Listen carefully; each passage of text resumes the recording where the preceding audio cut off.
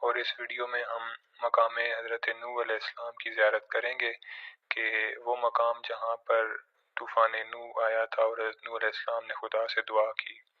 اس مقام کے بارے میں بتایا جاتا ہے کہ حضرت نوح علیہ السلام نے اپنی کشتی جو کہ 50 سال میں تعمیر کی، اور اس امت کے لیے کہ جس کی آپ نے 950 سال تبلیغ کی مگر لوگوں نے آپ کا مذاق اڑایا، وہ کشتی آپ نے اسی مقام پر بنائی تھی۔ اسی طرح جب طوفان آیا اور لوگ اس میں غرق ہونے لگے تو اسی مقام پر حضرت نوح علیہ السلام نے دعا فرمائی۔ جس طرح مولا امام رضا علیہ السلام فرماتے ہیں کہ بتحقیق مسجد کوفہ نوح کا گھر ہے، اگر ایک شخص 100 مرتبہ اس مسجد میں داخل ہو جائے اللہ تعالیٰ اس کے لیے 100 مغفرتیں لکھتا ہے۔ اور پھر فرماتے ہیں کہ کیا اس میں نوح نے دعا نہیں کی تھی کہ جب انہوں نے التجا کی اے میرے مالک مجھے بخش دے اور میرے ماں باپ کو اور جو میرے گھر میں ایمان رکھتے ہوئے داخل ہو۔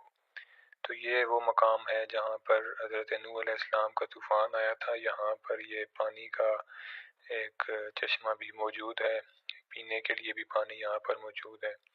تو انشاءاللہ آئندہ ویڈیو میں رابع مولا امیر المومنین علیہ السلام کی زیارت کے ساتھ آپ کی خدمت میں حاضر ہوں گا۔